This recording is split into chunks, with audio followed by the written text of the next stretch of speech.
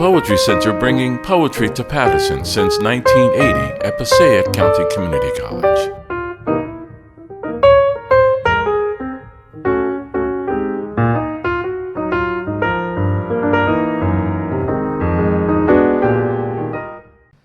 So Emily Hyland comes to us today from the land of enchantment, also known as New Mexico. She earned her MFA in poetry and her MA in English education from Brooklyn College. Her collection, Divorced Business Partners, was a finalist for both the Hollis Summer Poetry Prize and the Unleashed Press Books Award and will be published this October. Emily is the only poet I know of who is also a restaurateur. She is co-founder of the restaurant groups Pizza Loves Emily in Brooklyn and the West Village, and Emily Squared Pizza, which is all over the place. I've actually eaten at the Washington, D.C. location. Her cookbook, Emily the Cookbook, was published by Ballantine Books in 2018. And if that's not enough, she teaches and is a partner at Yoga Source in Santa Fe. Here's Emily Hyland.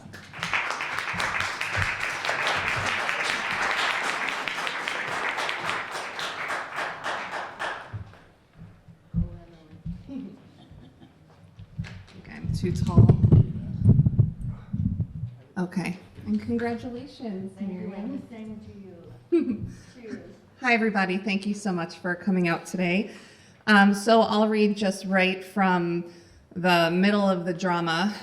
Divorced Business Partners takes place at a small mom and pop restaurant, and it's owned by a husband and wife who are in the thick of things. These will kind of come in sequence, so you don't need to applaud in between each one. All right, this first one is called Hatch.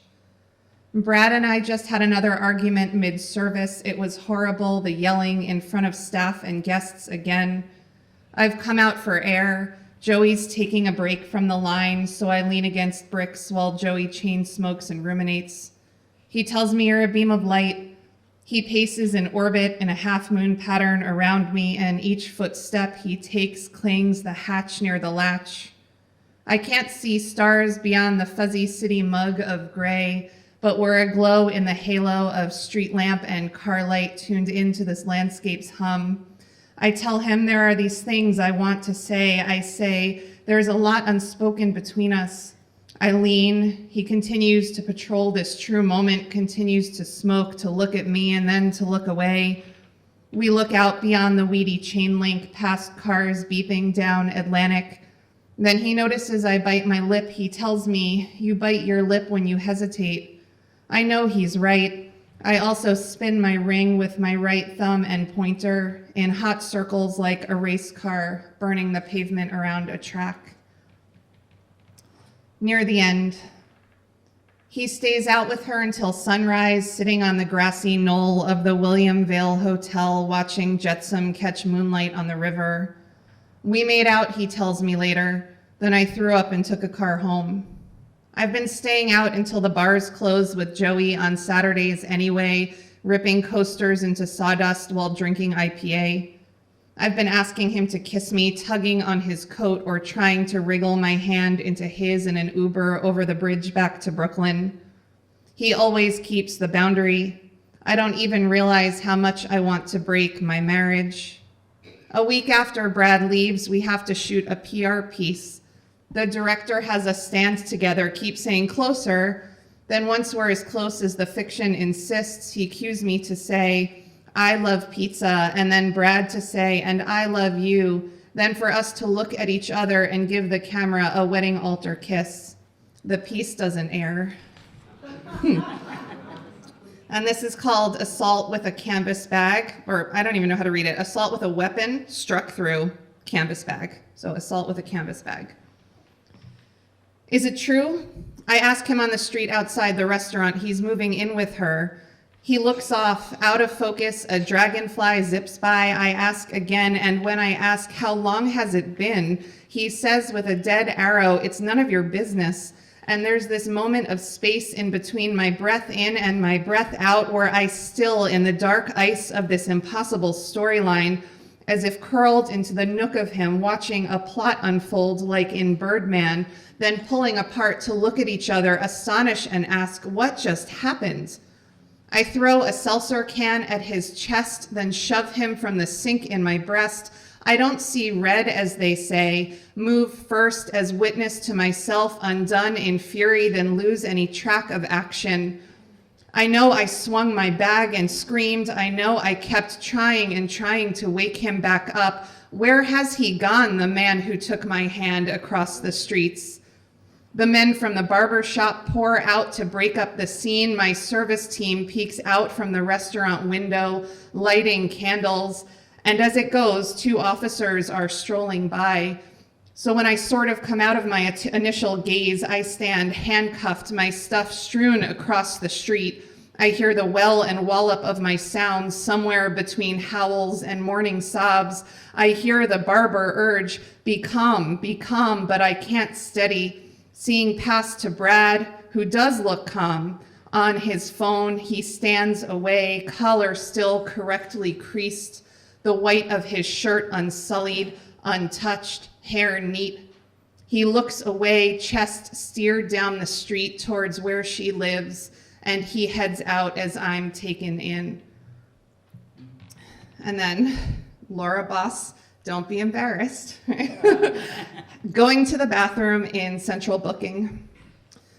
When the officer walks me into the cell, I see the metal toilet in the open in the left corner by the bars. It's not even in the back. There are 12 bars. I try to remember it all. I count the bars, 12 bars, 18 other women, 2 benches, both taken, vent amassed with dust, a lint trap thick. I sit on the floor, come to be again, touch my wrists bruised from cuffs. Remember my body, brush of air on my skin, the pressure of urine above and behind my pubic bone. I look again at the metal toilet and my bladder remembers it's now been hours, and I decide to hold it because how long can this possibly take? Someone must have told my sister, some lawyer must be on the way. I know there is a lawyer on the way. The lawyer must be on the way. The only place to really sit is near the toilet. The unit is particularly full of tension on this muggy August afternoon. The ally calls to my guts as a magnet for release.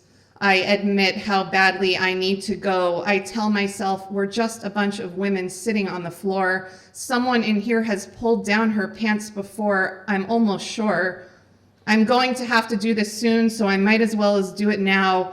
So I sort of ask to no one at all, what do we do when we need to go?